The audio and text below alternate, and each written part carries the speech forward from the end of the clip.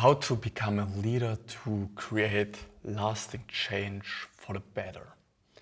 Have you ever wanted to be the person that is the core of every successful project?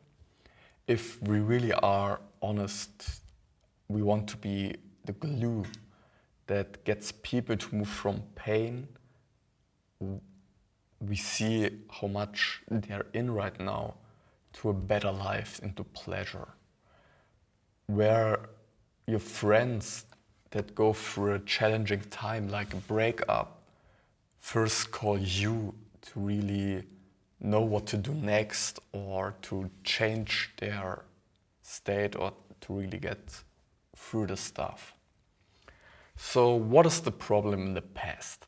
Why, if you were deep honest, we all had that situation that I knew, hey, I should help, but I couldn't have helped this person and it was devastating. So why didn't it work out? Well, by the time you finish this video, you will know how to create this change in you in an instant for this person as well.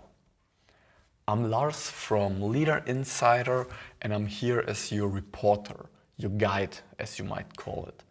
I'll give you the most valuable information of today's leaders in as compact as possible chunks.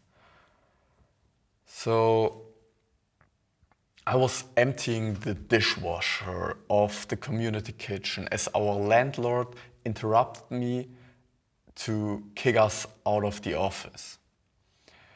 I was completely stunned and said, holy shit, I knew our finances were bad, but this bad? Displeased, he answered, you guys owe me like $20,000.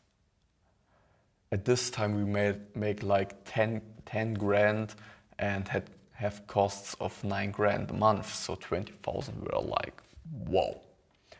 1 year before this all happens, I actually was involved with founding this startup.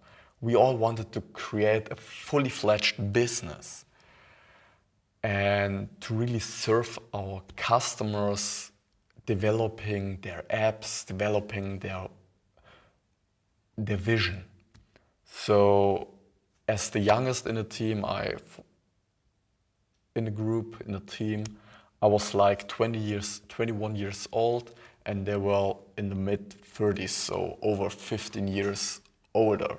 So I decided for myself, because they have way more experience than me, to let them take the lead. But I was dead wrong. So let's call him Bob to make it easier. Bob actually founded the company and employed us. This made like everyone around us and myself a bit suspicious, because normally startups are like, hey, everyone is on the same level, everyone is equal, and we are paying ourselves and everyone brings in what they can. But what I notice is that Bob really, really likes to have, I would say, an above status of everyone he's working with. This is one of the crucial facts why we ended up this way. We had some great projects along the way at the beginning, but then everything flatlined. I called upon to resolve to the next steps, but no one decided even the slightest. So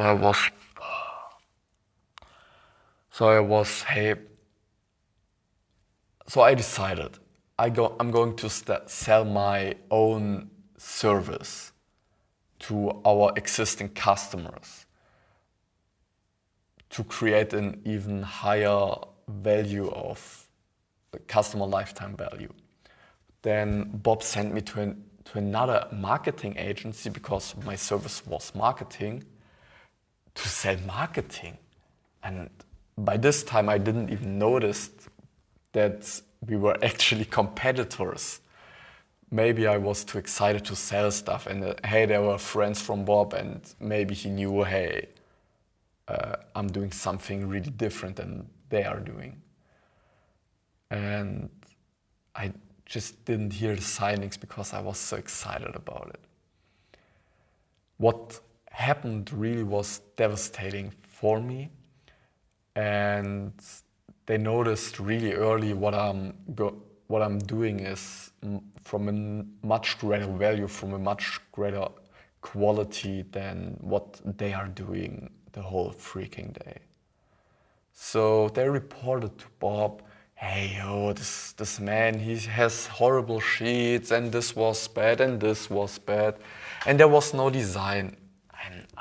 And I heard it from Bob, and I was like, no design?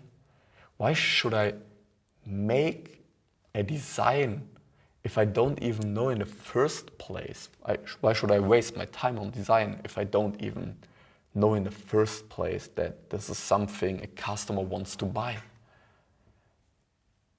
So we were bobbing around and hoping for new projects, and I was like, guys, wake up. If we only wait for luck to come around, we will fail miserably. But maybe they didn't hear me, and maybe I didn't told it frequently enough, but what I did is telling this stuff at least once a week to get them to wake up. So for over a year we were spinning circles.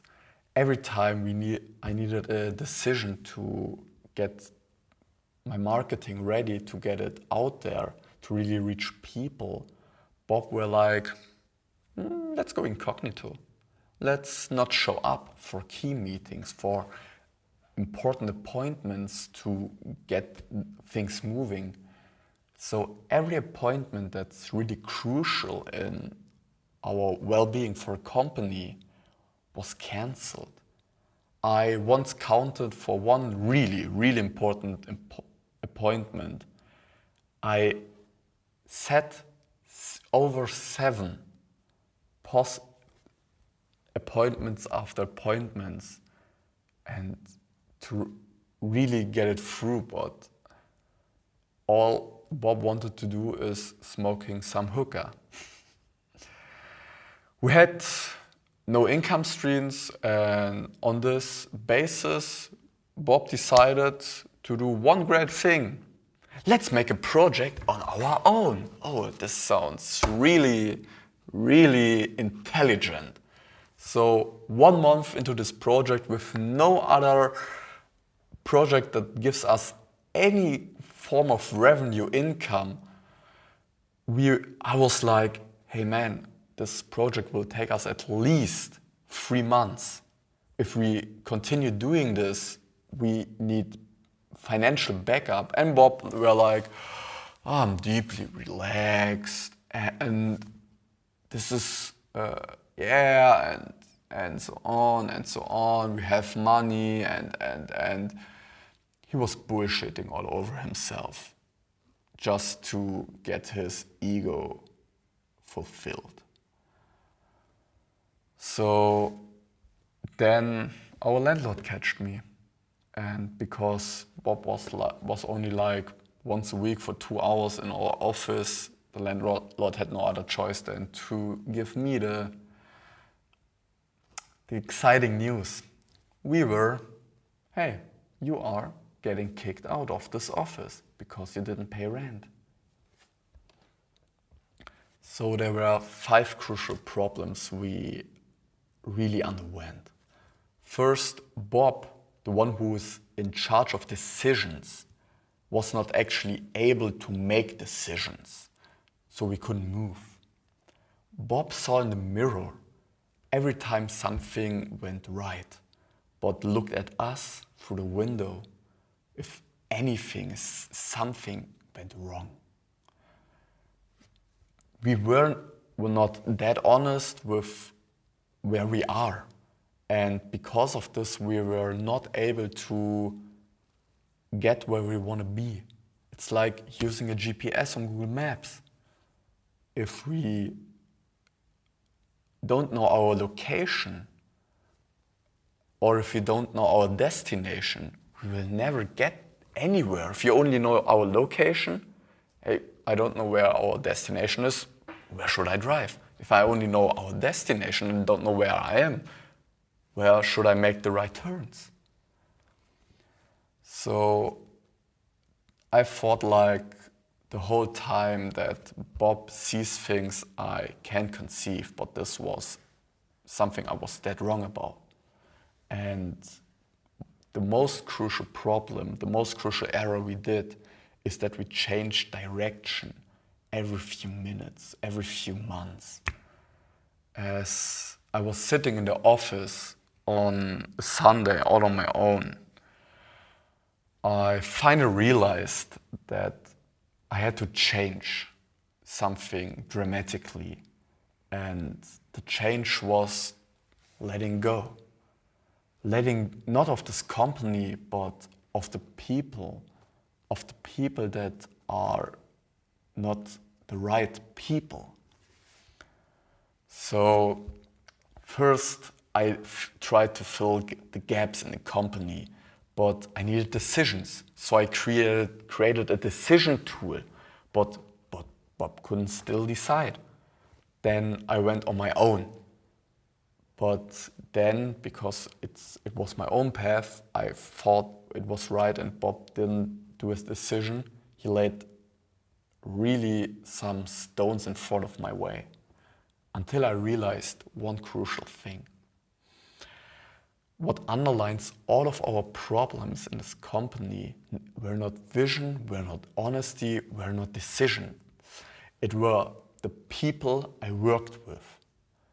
Real leaders, first and foremost, take the right people in the boat and then ask where to go, what's our vision.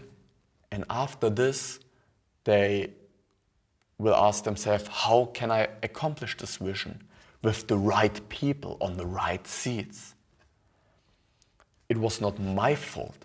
All of these years of failure was actually because I worked with the wrong people. No wonder I was being held down.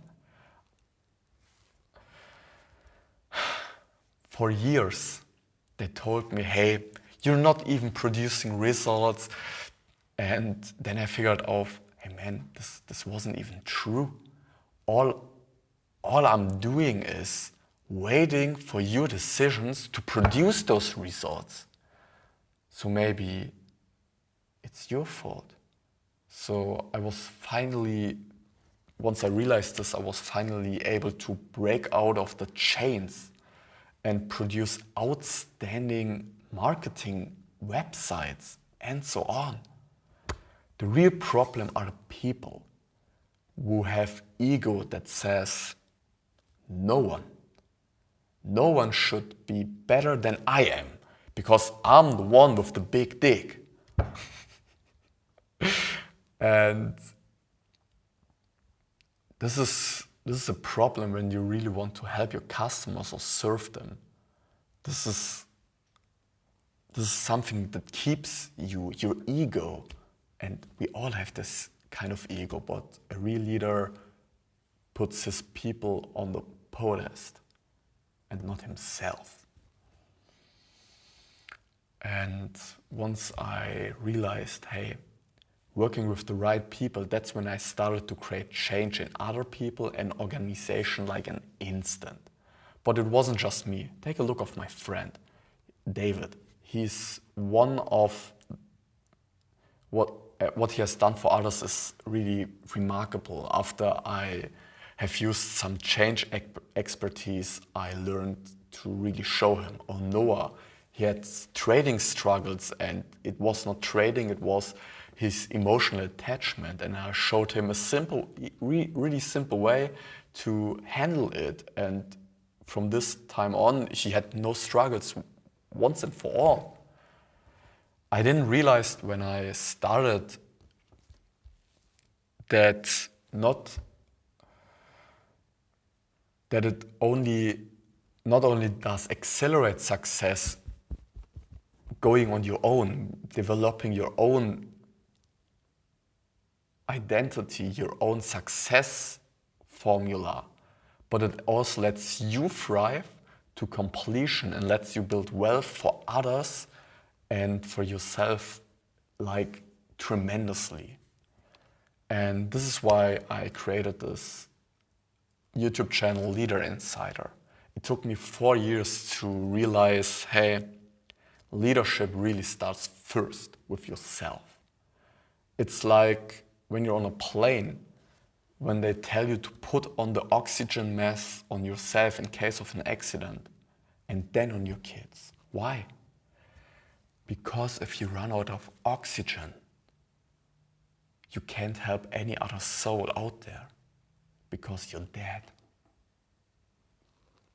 The good news are, once you help yourself, it's much easier to help other people, because it's harder on yourself first. So think about it. How easy is it to see what a friend needs to do in a relationship, for example? Hey, you only need to do this simple step and thing. And they're like, sounds interesting, but I'm not doing it. And then 1, 2, 3 months later, they're actually doing the stuff you told them several months ago. But why don't they see it? Because they're trapped in their own story. And they just need to wake up. What this means for you is that you first want to take care of yourself, be selfish for at least a period of time, to be selfless for the rest of your freaking life.